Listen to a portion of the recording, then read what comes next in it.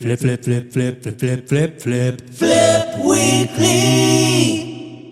Hello and welcome to the Flip Weekly podcast. My name is Matt. I am your host, and this is a podcast all about thrifting. We go to garage sales, we find things on Facebook Marketplace, both of which are not thrifting, by the way. We go to op shops, we go to thrift stores, we try to find some stuff that we can make a profit on. And look, this has been a huge week. It's been a big week. I know that I say this every single week, but it's been a big week. You know, your boy was invited onto Sunrise morning television show on Channel 7, surprised it's still going, to chat with the team there. We've done some print media interviews talking about last week's Goosebumps sale. If you haven't listened to last week's podcast episode, go back and check it out because we made thousands of dollars selling Goosebumps stuff that we bought for $100.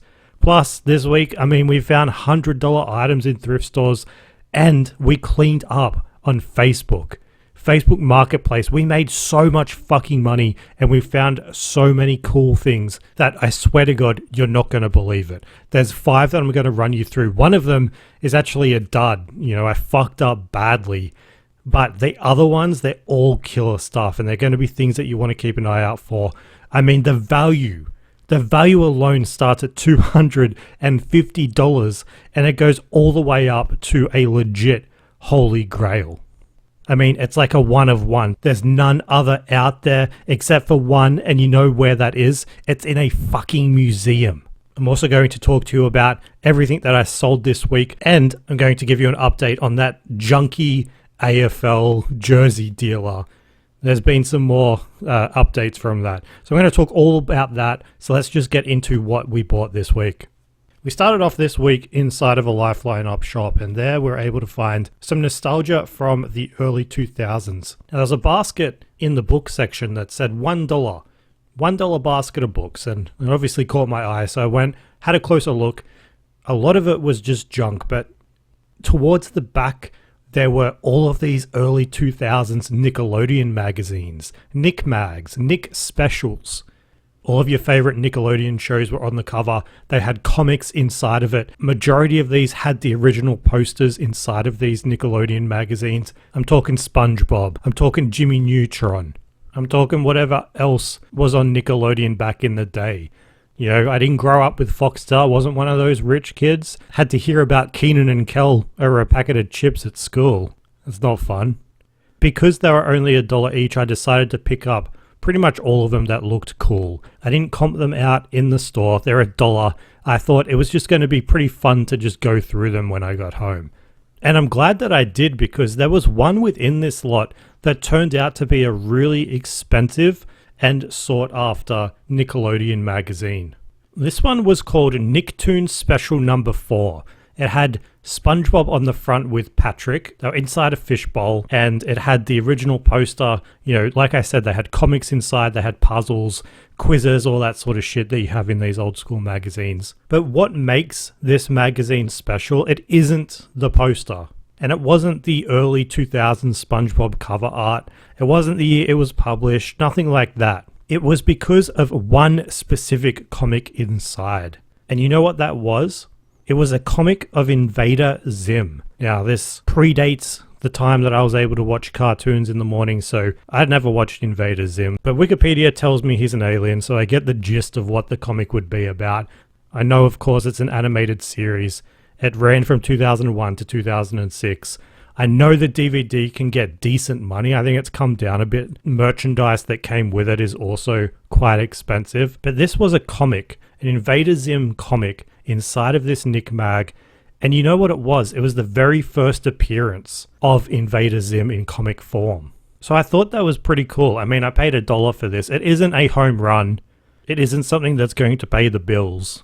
But it's very cool, and the value can sort of fluctuate a bit, because I looked online, and according to Key Collectors Comics, the range on this can go from a high of $70 to a low of $8. Now, I know this is like no money, right? $8. What's that in Australian? Maybe $15.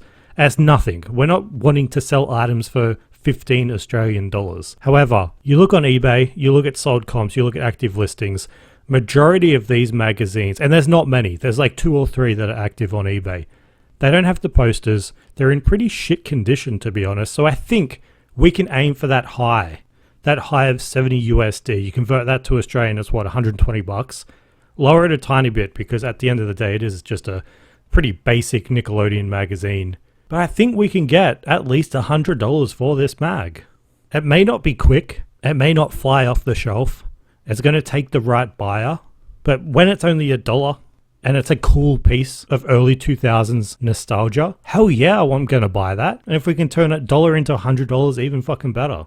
And the two that are available on eBay right now, they're both worldwide. The first is 38 bucks. It has no poster. It has a few flaws. There's writing on the pages. And the second one is $273. Absurd, right?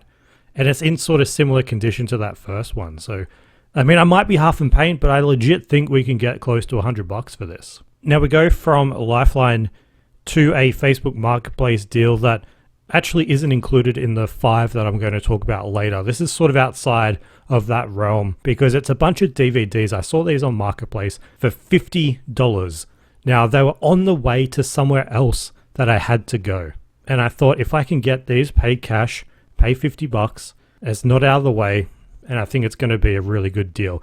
The listing title was 13 boxed sets of The Simpsons DVDs. $50, 36 minutes ago it was posted when I replied. And the description states, now you're going to want to pay attention to this. The Simpsons boxed sets DVD, multiple seasons, pick up in Sydney, season 1, 2, 3, 7, 8, 10, 13, 15, 16, 17, 18, 19, 20. Now I've just read out a whole bunch of random numbers. You won't retain that. But what you need to know is that there was a whole bunch of later seasons.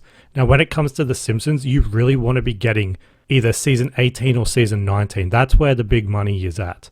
The most expensive season of The Simpsons you can buy right now is season 19, and it sells for close to $200. I'm looking at sold comps right now, $199. You know, you go one season up, season 20, comps at $30. Doesn't make sense, right? And then you go down to season 18, it comps up over $100. I'm looking at sold comps, 120, 140. So you want that season 18, season 19. There is one sold listing of season 18 and 19 together for over $300. Like, it's weird, right? You think, what's so special about these two seasons? Every other season is, I mean, I was going to say virtually worthless, but every other season is, you know, below $50. And when we're trying to sell items worth at least 100, they're not something we're interested in. So why is it? I looked online. The internet says that the demand for the physical media, the DVDs, when these seasons came out was so low that the physical copies just didn't sell. So the supply isn't there, the demand is high, and then people speculate that they came out with the season 20 just to placate. Is that the word? Placate? Placate? You know what I mean? The fans that want to complete season 1 to 20. That must have been a huge drop-off of people buying it if they weren't creating the supply for season 18 and 19. Anyway, we have those two seasons. They sell for a lot of money. But the thing is, we have 13 seasons. We're only missing 7. And the 7 that we're missing are all below season 15, so they should be cheap to buy. And when you think about The Simpsons in op shops, they're always going to be, you know, the first couple of seasons. So I think we should be able to complete them. But I just don't know. I don't know what to do. I haven't listed these up yet. You know, I'm inherently lazy. So what I feel like I will do, the default I will do, is just list them all up together. But it doesn't make for an attractive listing, right? You have 1, 2, 3, and you skip a couple of seasons. You have 7, 8, and you miss 9. It just doesn't look right. Like it's not attractive, you know? That's not sexy. You know when people describe parts of their job as sexy? You know, chefs talking about their food. Like, this dish is so fucking sexy. This eBay title is not fucking sexy. So what do I do? What would you do in this scenario? Would we sell them off individually, which essentially means selling the two most expensive and then selling like season 1 to 3 and get like $40?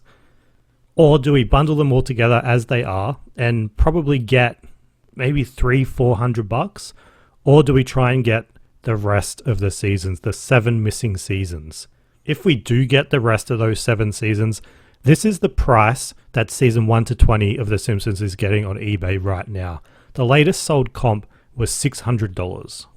So if we can find 7 seasons of The Simpsons for $5 in a thrift store, that's $35. And that $35 would turn our potential 400 into 600. I just don't know. It's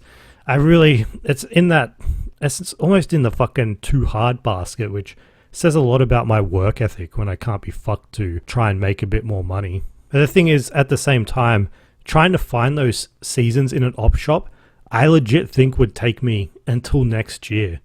And I'm not going out on a Facebook marketplace pickup just for a single season. The way that I'm talking makes me think I think I've made up my mind, or I'm just going to bundle them together, you know? Anyway, let me know what you think. What would you do in this scenario? We're only in it for $50. We're going to make money. It's just how much money are we going to make? Now, we've got one more thrift store find before I run you through the 5 marketplace finds of the week. A reminder, one of them is a fucking holy grail. But this Vinnie's find was $5. It was in the board game section of the thrift store, which is one of my favorite places to look. Sometimes you can find big box PC games in the board game section. Sometimes you can find like special edition huge DVD sets. I've found all of this before in the board games. This was, you know, something that doesn't really do too much to me. It doesn't get me excited. It's not fucking sexy. It's a Thomas and Friends Trackmaster. Now, this is like a play set for Thomas. It came with the original train. It came with like this whole little, you know, train track inside the original box. All the pieces were there. $5. I wouldn't usually pick something like this up just because when I think about Thomas, you know, Thomas the Tank Engine, it's so fucking boring, you know? It's just so fucking boring. And it's low-hanging fruit for resellers. You know, you hear about people going into thrift stores and buying toys, and half the time it's fucking Thomas and Friends. Like, it's just so fucking boring. Show me something new. Show me a rare toy, a rare play set. Not just fucking this Thomas the Tank Engine bullshit. I don't get the appeal of this. I really don't. I've left behind Thomas stuff before that is worth money because I just find it so boring. Anyway, the reason I picked this up is because there was no active listings and no sold listings for this Trackmaster play set complete in the box. So I thought, well, this sort of raises my feelings a bit. Before I was just like meh. Now I'm just like, you know, there is a difference there, like from to there is a difference. But yeah, this is something that you can make money on. The Trackmaster version of Thomas and Friends, battery powered. It goes along the track. It is what it is. I listed it up for $100. It's already got plenty of views and watches, so it's probably going to sell to somebody. But this is another thing I hate at thrift stores. Going to the front of the counter, every single cunt wants to ask you if this is for you. Do I look like I play with fucking trains? I must look like a fucking train nerd, right? Like, I must look like I play with this shit. I have a spare room in my house because I can afford to dedicate an entire room to setting up these fucking train tracks. And not just normal trains. Like, trains with fucking faces. I must look like I play with fucking trains, or I must look like there's something wrong with me. Somebody that looks like me plays with these fucking trains. Because the chick said, "Sir, is this for you?" Now, she didn't say it exactly like that. It sounds very accusatory. But she just asked me, "Is this for you?" And I have to say, no, it's not. You know, what does it matter? I've had this happen so many times where people ask if an item is for me that I want them, like, I don't want to get banned from an op shop. But if somebody asks me again, it happened again when I picked up one of these marketplace deals where this guy asked me, you know, are you into this? And I had to look at him and be like, no, you know, I'll tell you about that when we get to it. But anyway, that Trackmaster thing, $5 into $100. If you want to buy Thomas, go ahead. I'm going to leave it behind. You can make money with this. By the way, if you want to see photos of what this box looks like, go to flipweekly.com, check out the newsletter. You can sort of tell with the logos whether it's old or not. And when I saw this, I immediately knew it was old. That's the only reason why I looked it up. Anyway, let's leave that behind. Let's leave that behind. The thrift store's behind, where we can actually make some good money, some decent money. And that's what I thought. I mean, when I picked up this first item, I thought I was making really good money. We're going to start off with my giant fucking mistake at number 5. Now, I saw this marketplace listing for $200. It was for a Nikon Coolpix A100 digital camera. It said brand new, never used. Now, I need to reiterate, the Coolpix A100. I went out and I picked it up. I messaged within about 40 minutes, 45 minutes. It was still available, and I thought, well, that's a surprise. Digital cameras usually go quite quickly. So I pick it up, put it in the car. I've searched comps for this camera. This A1000 camera, man, I'm looking at sold comps right now. Very, very high sell-through rate. $700, $800. I'm paying $200. I'm going to make bank on this. And then I'm maybe about 5 minutes from home. I'm sitting at the traffic lights and I look over at this fucking box and I think to myself, haven't I been looking up the comps for the A1000? Where's like the extra zero? And then at the traffic lights, here I go. I risk another fucking fine and I search what is actually on the box, and that's the A100. My dumb fucking brain has added another zero onto this for some reason. I don't know why. I don't know what the fuck is wrong with me. I'm losing my mind, man. I picked up a camera that comps for like $179 and I paid $200 for it. What the fuck am I doing? I drove to this place. I looked up comps the night before. I said I'd get it the next day, marketers pending, blah, blah, blah. I had all of this time to like double check that I was getting the right thing. I don't know how I fucked up like this. I am legitimately just losing my fucking mind. So I see that at the lights. I see the comp is wrong. And I'm just like, oh, for fuck's sake, I can't believe I did this. Like, there's so many different checkpoints that this should have been caught. Looking up the comps, going out to get there, looking at the address, seeing the A100. I just don't understand how I did that. That was the first fuck up. I'm out $200. I have to list it up. Considering it's brand new and used, I listed up for brand new and unused. I listed up for $250. Luckily, it sold within 2 days. I think I made like $6 profit. I'm glad that I actually made some profit. But I mean, $6. We sound like some of those other fucking resellers on the television, right? We're not in this for $6. I fucked up really bad. So this is a reminder to check your model numbers when you're buying things. You know, I think just the rush of Facebook Marketplace, you have to be so quick. When you see something and you don't know what it comps up for, you just have to type quickly. Maybe I missed the extra zero. Maybe the autocomplete, I just clicked on it. I don't fucking know. But we're going to move on from that because the deals do get better. And the deal at number 4, it saw me buy a collection of tattoo books. Now, it sounds a bit unusual, right? But this is a category that is really slept on. And I found out that tattoo books can be quite expensive because I was buying my sister a tattoo gift voucher for her birthday. And I thought a good gift would be to pair this with a tattoo inspiration book, you know, instead of handing over just a piece of paper that's a gift voucher. Like, that's a pretty boring present, right? Like, I want to put some effort into my presents. I don't want to do just a gift card. You know, I fucking pride myself on giving good gifts. Gifts so good that I've literally filmed them before, put them on YouTube, and they've appeared on ABC News. I remember this happened before. Bought mum something, recorded it, put it online, 50,000 views. ABC the next morning, waking up, they've got it on there. That was a very unusual morning, but that's how much effort I want to put into gifts. You know, all throughout the year, writing down things that people like, being creative and making other people happy through gifts. So I looked into buying a tattoo inspiration book and I realized they're fucking expensive. And then it clicked that I don't really see these that often in thrift stores. Turns out they're hard to find and they're expensive to buy, especially the really good ones, because I found this huge bundle. There was probably 30, 40 books in here. I was mainly interested in 3 or 4, and that's because one of the artist's names, I'm going to butcher this, his name is Horiyoshi the Third, or Horiyoshi Ill, like I-double-L. I can't tell because it's all in capitals. It might be Horiyoshi the Third. Anyway, sold comps of this cunt's book are like $300, $400. I saw this. I went out and got the tattoo books, whole bundle of them, and they comp up to just under $500 worth of tattoo art books. And I guess it makes sense. Like, people that are getting tattoos, they're getting these for life. And in most cases, you want a good design, right? So people start to look into the famous artists. They want to get their books because some of them have traceable paper in them. And so they sell for a lot of money. So when you're in a thrift store, keep an eye out for these tattoo books. Just remember, like, tattoos plus Japan is big money.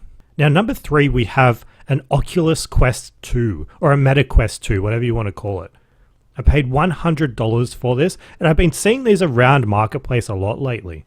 I had the opportunity to buy another one, but it was a bit too far, so I didn't want to drive out there. But I paid $100, complete in box. I mean, I paid this last week and I picked it up on Saturday. The cool thing about these Meta Quests is that you get to test them. And I've never used a Meta Quest 2 before. I've sold one, but it was brand new and sealed, so I never got to use it. I used a Meta Quest 1 before and thought it was really fun. Tried the 2. It's fun too. But when people buy these, here's what I think happens. You're either for VR or you're against it, or meaning you like VR or you don't like it. People would buy these, try it and be like, oh, this isn't for me. So they pack it away, they do nothing with it. And then they eventually sell them underpriced on Marketplace. For me personally, I don't think I would ever get use out of VR. I put the headset on and look, I have a big fucking head. But even for me, this thing was heavy. I couldn't see myself watching an entire movie on it. I couldn't see it myself using this as like another monitor. I've seen people put them on when they're on planes so that they can see like the cinema experience. But to me, they're just going to give you a sore neck. And then for gaming and stuff, I mean, it's fun when you're with people, play some of those, you know, interactive, engaging fucking video games. But yeah, I've used it once and it's just sitting around. I did say I was tempted to give it to my brother-in-law for like a birthday gift, but that's in August. It's probably going to sell before then because the sell-through rate on these is insane. It's like 170% or some bullshit. And I've listed it up for $350. So that's going to be $100 into $350 for the Meta Quest 2. If you can find a Meta Quest 3, you know, they just keep going up in price. You'll probably have to pay a bit more, but you'll get more in return. Now, number 2, we have something surprising. It's me beating out the video game resellers for a games bundle. This was a Wii U bundle. I got it after it had been live for 15 minutes. And it was definitely underpriced. It was priced at $100. And not only do we have like all the original instructions, we had like the gamepad, the handheld. We had extra games, but they weren't worth that much. We had all the cords. What drew me to this listing was that the box was in mint condition. Plus, it came with a couple of like Wii remotes and nunchucks. So the box was like a variant of Super Smash Bros. And Mario Kart 8. And I know people collect just the boxes, but collectors ideally want everything inside of the box as well. So I check out comps on eBay. Some of these Mario comps, Super Mario Maker limited edition box, $450. We have a Mario and Luigi for $400. I've put mine up for $400. It's already got a ton of interest, so it's really just a matter of time before this sells. So it's going to be 1 into 400, or maybe a bit less if the best offer gets to it. But now we turn to number 1. This was a holy grail. This is a holy grail for a lot of people out there. I thought I'd missed out on it, and I was frustrated because I was like, why the fuck, why the fuck didn't I get this? You can't get everything, Matt. You're so fucking greedy. If you follow Flip Weekly on Instagram, you'll know what I'm talking about. But I received a message. So about 2 days ago, I sent through, hey, hi, is this available? I didn't get any response, but my thing on Marketplace, but in order to get my message seen, I usually send like 3 to 4 messages. It would be the original, hi, is this available? And then I'll follow that up with a standard hi with their name, just checking if somebody has picked this up. And then after that, I would say like, I'm in this suburb, it doesn't look like it's too far, blah, blah, blah. And I usually get a good response rate when I do stuff like that. Now the guy saw it very quickly. He didn't reply to me. And then maybe 10, 15 minutes later, he set it as pending. So I had missed out. And when I saw it set as pending, I sent through another message saying, damn, this is such a good item. And that's it. He saw that too, didn't respond. And then the next day, I'd just finished dinner. I get a message at 7:50 saying, hi, Matt, item is still available. The previous buyer fell through. Price has been bumped to $250. Now you're thinking, what the fuck did Matt buy? That's a holy grail. That was $250. We buy something in a thrift store, we pay $1, we want to make $100. What are we buying for $250? Man, this is a holy grail. I'm not just saying that. This is a fully working, portable, 34 centimeter, The Wiggles branded CRT TV, complete with the remote. Yes, if you follow on Instagram, I secured it. I got it. I got this fucking thing. This is without a doubt the coolest fucking television I've ever seen. It has all of the original wiggles on the front of it, has a carry handle, has the remote. The screen is a perfect crisp color. Besides a scratch on the back, it is probably in mint condition. And you know what? The only other one I could find of this, it's displayed in a Sydney museum. It's in a fucking museum, man. Once this is listed online, collectors of CRT TVs and collectors of the Wiggles, they're going to go fucking nuts. I can just tell. And look, there's so little detail about this online. I couldn't find anything about it. There's no manuals. There's no product pages, no reviews. Even on like the Wiggles fan page, I think there's like a Wikipedia called like Wigglepedia. There's nothing there. And look, I'd go and check it out at the museum, but of course the museum's temporarily closed for renovation, so I'm shit out of luck there. All I have to go off is the back of the TV, which has one brand called TGA. I was able to find out a bit more information about that company. It was operated in the early 2000s. It licensed products, distributed them within Australia, probably sold them in like your Kmart's, your Targets and stuff. And really, it would have just been a regular CRT TV that's been reskinned into the Wiggles, right? That's all that it really would have been. And if you don't know anything about CRT TVs or the Wiggles, both of those are insanely collectible. You know, people pay hundreds of dollars for Wiggles DVDs, hundreds of dollars for Wiggles VHS. I've sold both of those. And then for CRT TVs, the old school TVs, people are reliving their fucking childhood, man. 2026 fucking sucks. They're going back in time and they're hunkering down in the safety of their fucking childhood. So people buy these TVs, they play games on them, they hook them up to DVD VHS players, and they pay a lot of money for that fucking privilege, right? So how do we price something like this? We have to look at similar sold listings. You know, there's no other Wiggles CRT TV sold, ever.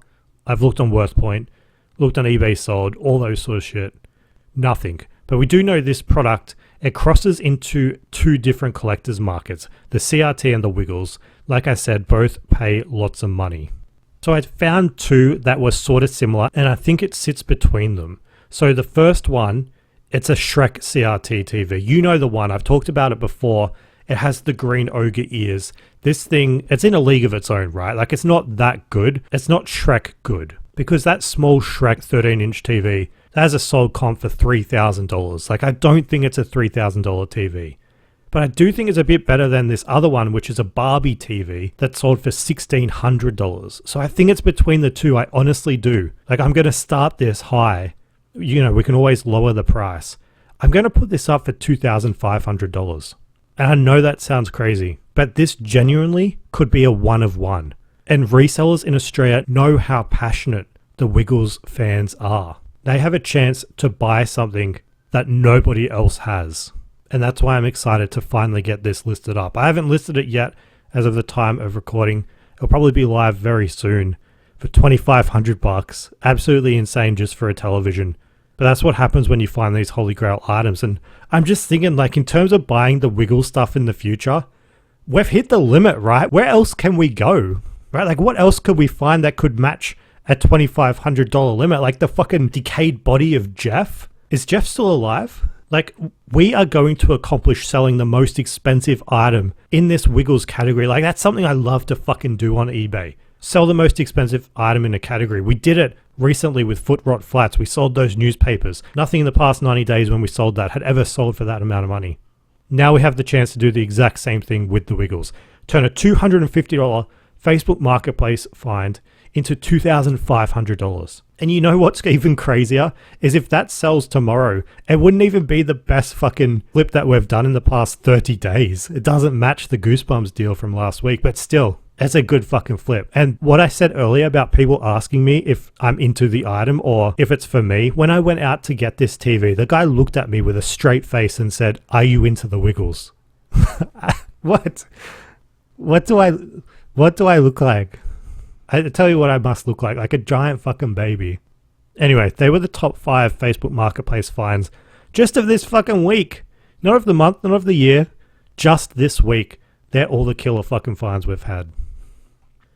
So we're going to move on to what I sold.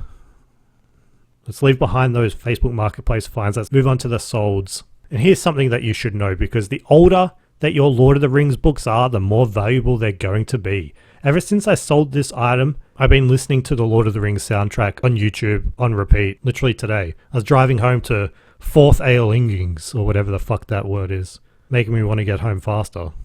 But providing your books are in good condition, you can make a bit of money. So in a garage sale late last year, and it doesn't feel like that long ago, it was in the garage sale trail, we found this slipcased Lord of the Rings trilogy box set from 1974. We paid $5 for it. Somebody from Marketplace came around and picked it up. They paid $80 for this set. I had it listed on eBay for $150. The old Lord of the Rings stuff is always going to do well. I probably should have held out for that $150 on eBay, but they came around on a Friday and I'm like, I could use that money for the weekend. I don't know for what, but I'm sure I could use it. So we sold those Lord of the Rings books, and then we had some more Skylanders going out.